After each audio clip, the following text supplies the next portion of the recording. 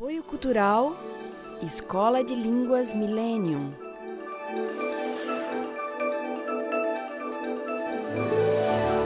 Proton Editora.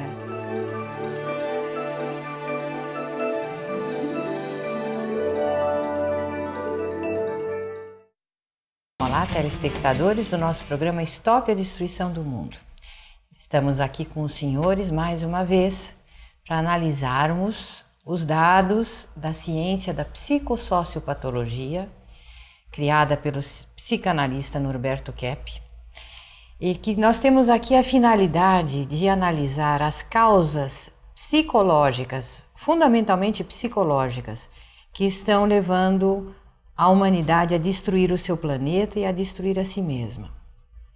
Então, como dizemos sempre, estão sendo revelados dados assim incríveis a respeito da destruição que a humanidade vem realizando, no desmatamento, desertificação, praticamente metade, 50% das terras do planeta já são deserto, o problema nos mares, nos ares. E parece que, mesmo que todos esses dados sejam revelados, assim, os catastróficos, ninguém verifica uma mudança fundamental na conduta do ser humano. Pelo contrário, parece que quanto mais o ser humano vê que ele está destruindo a si mesmo, aos outros e ao ambiente em que ele vive, mais ele realiza tal intento. Isso, evidentemente, tem as suas causas no interior do ser humano, porque somos nós, na nossa vida psíquica, que determinamos as nossas escolhas, os nossos valores, o que nós vamos fazer, o que vamos deixar de fazer, o que vamos proteger, o que vamos atacar, o que vamos gastar, quais vão ser nossas leis econômicas, leis sociais, enfim, a estrutura social, ela é construída de acordo com o nosso interior. E por isso Kepp chama psicossociopatologia. Patologia, doença, psico, do interior do ser humano, e sócio, a estrutura social, que é uma consequência de nós mesmos. Eu estou lendo aqui, Dr. Kepp, no seu livro A Glorificação, uma publicação de 1980, uma frase que o senhor diz o seguinte: considerando a questão da megalomania, que o ser humano tem, essa atitude dele voraz, de inveja, de querer tudo, de realizar assim tudo para o seu egoísmo e para a sua vaidade, o senhor diz o seguinte: a própria civilização, pouco a pouco, tomou cores cada vez mais megalômanas, colocando-se numa situação perigosa. Todos os pensadores modernos passaram a desejar ser os mentores de todas as coisas e até da própria vida. E é por isso que a gente vê, por exemplo, Dr. Kepp, os transgênicos que estão afetando fundamentalmente a saúde dos seres humanos, destruindo inclusive a nossa genética, prejudicando fundamentalmente, e esses engenheiros da vida, entre aspas, estão realizando os intentos delirantes e megalômanos. Isso, Euclata, tem uma explicação muito interessante, porque é que, por exemplo, uma pessoa que esteja numa situação econômica ruim, ou mesmo numa situação familiar ruim, ou numa situação profissional ruim, por que motivo que essas pessoas, vamos dizer, preferem ficar numa situação assim social ruim? Então, eu conheço uma pessoa que ele é artista, então ele está economicamente num debacle assim numa queda muito grande no sentido profissional, econômico. E mesmo que ele consiga vender seu trabalho muito bem, então ele sempre pega todo o dinheiro e gasta e volta ao que ele chama de uma situação miserável. Então, por que essa pessoa que pode ganhar bem não ganha, ou ganha bem e gasta tudo? Porque é que muitas pessoas que podem, por exemplo, ter uma situação melhor e vivem mais na reivindicação. Os senhores sabem, né, que reivindicação é o processo de se queixar de que o problema está fora e não na pessoa. Por que que a maior parte da humanidade deixa queimar as florestas, deixa, por exemplo, poluir os ares, os mares? E por que que essa situação, como a Cláudia falou, por mais que seja denunciada, ela não melhora? Então, veja bem o que que acontece. Até vou pôr aí um gráfico com uma sentença. Veja aí. O maior inimigo do ser humano está em seu interior inconscientizado. Então, o que quer dizer com isso, né?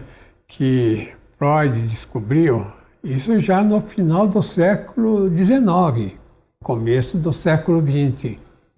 Ele descobriu que o ser humano sofre porque tem elementos no interior que ele não tem conhecimento. Só que ele deu uma explicação meio errônea sobre isso, dizendo que a pessoa teria instintos ruins, seguindo aquelas ideias, né, do evolucionismo, que acha que o ser humano viria, então, dos animais inferiores, do homem das cavernas, etc., e guardaria no seu bojo, no seu íntimo, problemas dessa ocasião. E não como eu falo agora, que essa é a nossa descoberta, que o ser humano ele foi criado uma total perfeição. Então ele foi criado tendo toda a beleza, vamos dizer, estética, toda a verdade e toda a bondade, o bem dentro dele. E por causa, então, de sua inveja, né? Que é aquilo que chamam de pecado original, por causa da inveja, então ele rejeitou tudo isso. E por causa dessa inveja, então ele começou a destruir o mundo exterior. Agora, por que é que ele permanece nisso, mesmo havendo consciência muito grande dessas organizações internacionais, né? Que mostram que a humanidade, que o mundo está em grande perigo? Então a explicação é justamente essa. Cada pessoa muito doente prefere ver o perigo fora.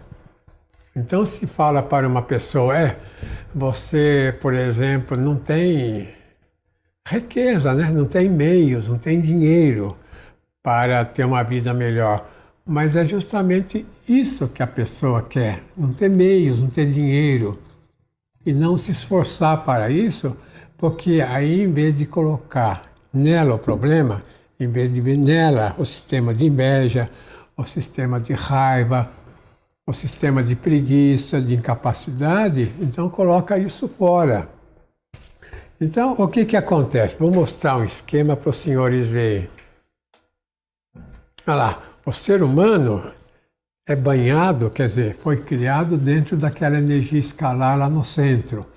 A energia escalar é tudo aquilo que é mais perfeito que existe, que vem diretamente da natureza ou do ser divino, né? Agora, o que que aconteceu? O ser humano, por causa da inveja, veja lá à esquerda, por causa do rancor, da arrogância, né?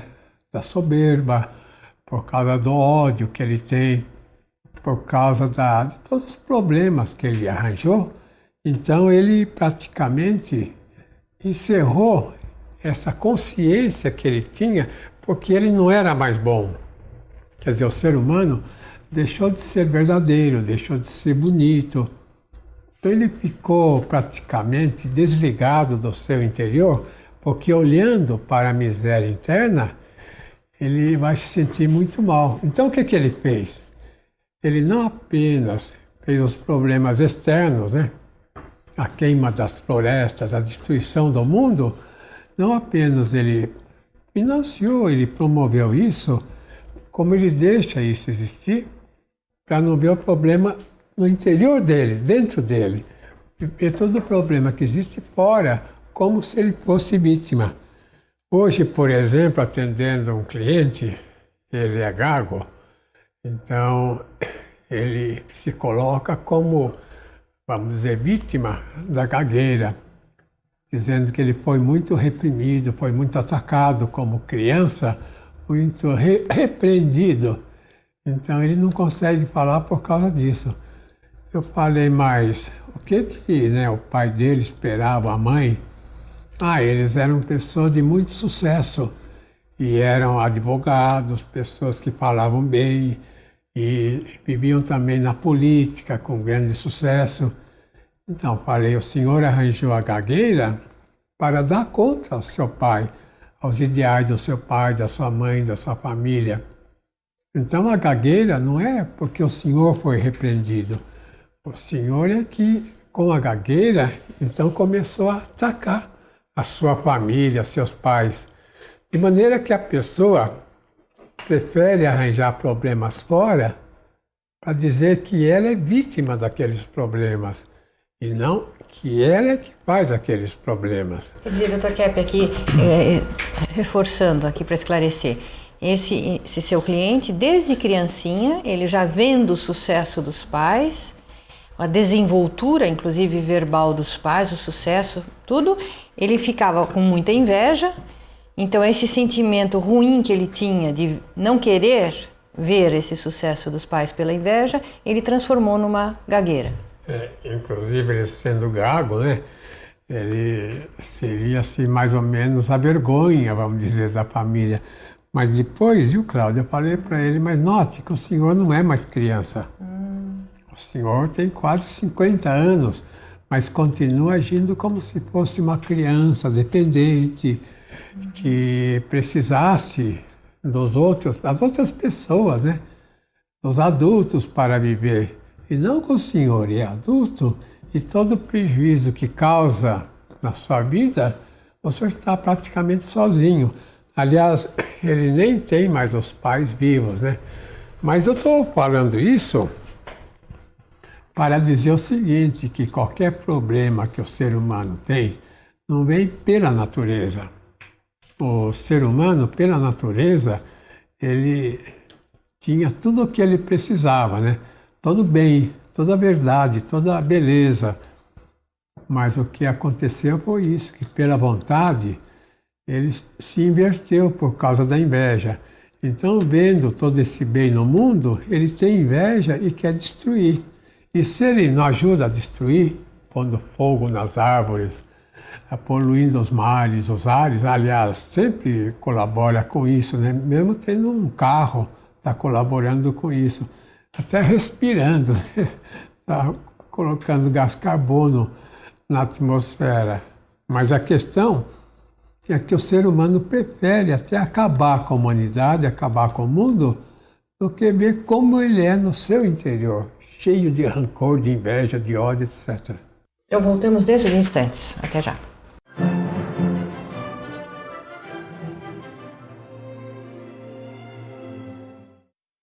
The party's pretty boring until she approaches. Single, blonde, lovely blue eyes. I want to have your children, she says. You don't understand a word. Now don't you wish you'd learned English?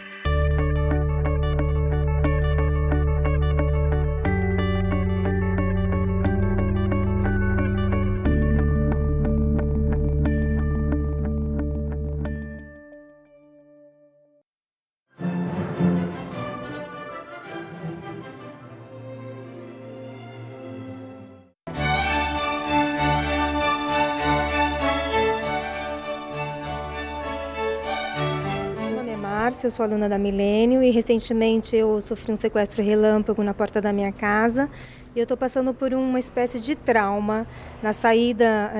Quando eu vou retirar meu carro da garagem, eu tenho palpitação, eu estou fazendo um tratamento agora com um antidepressivo. Eu gostaria de saber qual seria a melhor indicação nesse caso para eu melhorar, né? O que eu poderia estar fazendo? Bom, Márcia, essa resposta pode servir a você e a uma porção de pessoas que têm sofrido essa espécie de agressão nos últimos tempos, não só na cidade de São Paulo, mas diversas outras cidades do Brasil. A visão da trilogia analítica a respeito de sequestros, ela considera dois aspectos. O primeiro é o aspecto a nível social, que seria a doença na estrutura social causada pela injustiça, pelas inversões nas leis, pela patologia do poder, pela corrupção. Então, essa crescente patologia social que não é trabalhada, não é conscientizada, ela é reprimida, então ela tem a tendência de ganhar muita força. Agora, o principal é nós analisarmos o que um sequestro, o que uma violência desse nível pode estar representando na vida de cada um de nós, no nosso interior. Porque a maneira de se lidar com o sequestro varia muito de pessoa a pessoa. Muitos entram numa verdadeira crise depois de um incidente desses e não podem nem mais continuar a sua vida normal, mudam de país, ficam doentes. E outros já conseguem lidar melhor com a situação. Por quê? Porque se nós virmos o que o sequestro representa na nossa vida psíquica, essa violência, aqui você associa, por exemplo, um ato de violência social, de destruição social. Você vai, então, interiorizar esse aspecto e perceber que no seu interior, você mesma comete muitas violências contra a sua pessoa, contra a sua saúde, contra o seu desenvolvimento, às vezes com doenças, às vezes com acidentes. E às vezes vai também exercer violência nos seus relacionamentos, com ódio, com inveja, com brigas, com rupturas. Então, a situação social é um espelho que traz-nos a consciência da violência, do terrorismo que nós realizamos no nosso interior. E a aceitação dessa consciência pode nos dar condições de trabalharmos com o problema no exterior, na sociedade.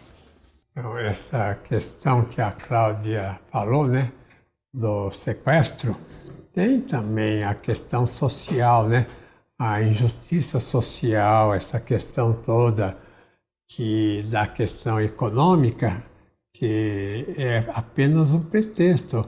Quando a pessoa, por exemplo, rouba, quando a pessoa ataca o outro, mata até, quando a pessoa comete um sequestro, não é porque ele precisaria tanto daquele dinheiro que o outro está entregando, daquela situação toda de constrangimento que houve, né? De poder que ele tem, porque tem um revólver na mão, uma arma. Mas a questão do sequestro, essas questões sociais, geralmente mostra a consciência de como a sociedade é mal formada. Então a gente pode ver de que modo, né? Que põe a culpa numa pessoa que sequestra, que rouba, que mata, que ataca, etc., para não ver que no interior todo indivíduo tem essa atitude, tem essa... A gente não pode falar em tendência, né?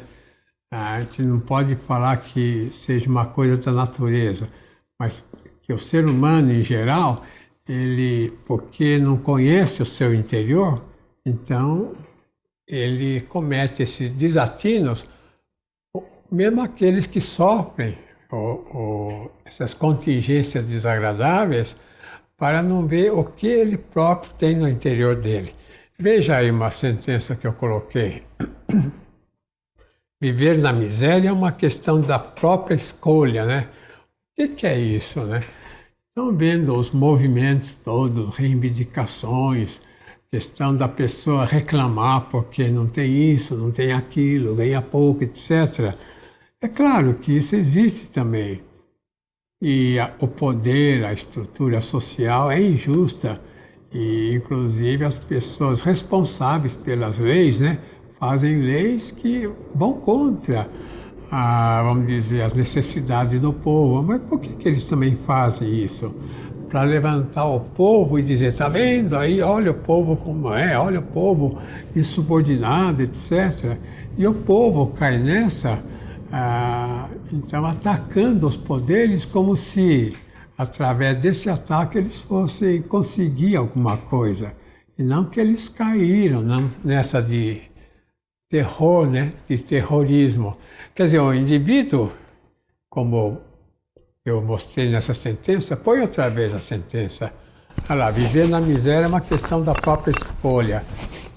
O indivíduo escolhe esse tipo de vida Mesmo que ele ganhe aí alguma coisa, às vezes ele tem uma herança e joga fora em 2, 3 anos. Por que que ele faz isso, né? Ele faz isso por causa de que ele quer se passar como vítima, mas do mundo exterior. O grande problema da humanidade é justamente colocar a culpa dos problemas que tem no mundo exterior e não dentro de cada um. Veja um outro esquema que eu coloquei. Questão do ser humano no centro, né? Um triângulo representando o ser humano. Na criação, ele foi criado com todo sentimento, com o amor, à esquerda lá. E também com a razão, né? O raciocínio, que é a verdade. E lá em cima, lá, a estética, a beleza. Então, na origem, o ser humano foi criado dentro dessas questões tão perfeitas da natureza. E depois, o que aconteceu? Veja lá, novamente, o triângulo. Ele recebendo a energia escalar. Então, dentro de tudo isso, ele colocou, então, a questão da inveja. E a questão da inveja não deixa mais ele usufruir essa vida. Então, eu gostaria de colocar um outro esquema. Veja, sinais de neurose e psicose. Veja, em primeiro lugar, o indivíduo que não tolera frustração alguma, né? Então, o que eu quero dizer com isso? Que a questão do trabalho envolve muita frustração. A questão, por exemplo, de realizar alguma coisa envolve muita frustração. O indivíduo, para conseguir sucesso no trabalho, ele tem que praticamente se frustrar da vida sensorial, abandonar muitos hobbies que ele tem, né? Muitos gostos assim que ele tem por isso, para aquilo, suas manias, e se dedicar a uma coisa exterior, que não dá tanta satisfação assim. Então, desde criança, essa criança, desde a primeira infância, né? Essa criança não é frustrada, não é mostrada para ela que ela não vai ter no mundo tudo o que ela quer, então depois ela vai querer que o mundo dê para ela tudo aquilo que os pais deram. Então vai se revoltar contra o mundo. Veja em segundo lugar, né? Por que a pessoa se torna neurótica? Porque ela coloca delírio nas ideias. Os senhores notem que, em vez dela viver de acordo com a realidade externa, com aquilo que existe, ela quer viver de acordo com aquilo que ela pensa. Por exemplo, se ela ganha 1.000, ela quer viver gastando 4, 5 mil. Então, se ela não tem dinheiro, né, para comprar o que ela quer, ela vai ao banco e empresta. Em vez de pagar 1, ela paga 2, 3. Em vez de pagar 5, ela paga 10. E com isso ela se endivida cada vez mais e não consegue mais sair disso. Então passa a vida praticamente escrava da situação econômica, social. Quer dizer, é sempre interessante ver, Dr. Kepp, a relação disso com os problemas de destruição do mundo, né? Porque estão todos sempre, proximamente, causa e efeito. A gente pode dizer que a questão de juros, por exemplo, Cláudia, é um dos grandes problemas da humanidade. Até eu já publiquei há tempos este livro aqui, queria que os senhores vissem, A Libertação dos Povos, a Patologia do Poder. Eu publiquei ainda nos Estados Unidos. Quer dizer, esse livro tem em inglês e em francês. Tem várias línguas. E nesse livro eu mostro que não só a estrutura humana, mas a estrutura social também está doente. Mas agora, não adianta o indivíduo querer destruir a estrutura social, né? Ele tem que fazer para ele uma estrutura boa social. Ele tem que conseguir superar essa estrutura errônea. Por exemplo, fazer empréstimo. A pessoa esperta, a pessoa sã, ela nunca gasta mais do que ela ganha. Porque, inclusive, ela nunca faz empréstimo. Porque qualquer empréstimo que ela faça, ela está com a corda no pescoço. Dr. Kepp, os bancos realmente não gostam nada dessa orientação que o senhor dá, né? Porque todo o lucro deles vem dessa patologia do ser humano. Olha, veja no meu esquema, olha lá, ele coloca a conduta de raiva e rancor acima de tudo. A pessoa que não se controla, a pessoa que tem raiva e manifesta sempre, que se queixa sempre, é uma pessoa que não vê que ela usa as contingências adversas do exterior, os problemas externos, para manifestar a raiva que ela tem. A pessoa que sabe assim se cuidar, né? A pessoa que sabe controlar a vida, que quer ter uma vida normal, ela nunca entra em atrito com a sociedade externa. Mesmo que ela não aceite, ela não fica envolvida com os problemas. Veja em seguida lá, quarto lugar lá, a pessoa não concatena bem as ideias, tem um gosto excessivo pelo mundano, apego demasiado ao dinheiro, que a mania de fazer compras, né? A voracidade com comida e bebida e o excesso de intriga e calúnia. Até comentando um pouco sobre a voracidade em se alimentar, hoje um médico fez análise comigo, ele disse, né, que tem muitas radiografias, principalmente uma nos Estados Unidos, que aparece um demônio na barriga de uma pessoa. E, por exemplo, as pinturas antigas mostram o demônio sempre saindo pela boca. Então, até muitos aconselham, né, religiosos, né, a fazer jejum para evitar os demônios, porque o demônio se alimenta principalmente da comida que o ser humano come. Está no fim, né, Cátia? Está no fim, mas nós retornaremos na próxima semana, neste mesmo horário, se Deus quiser. Até lá.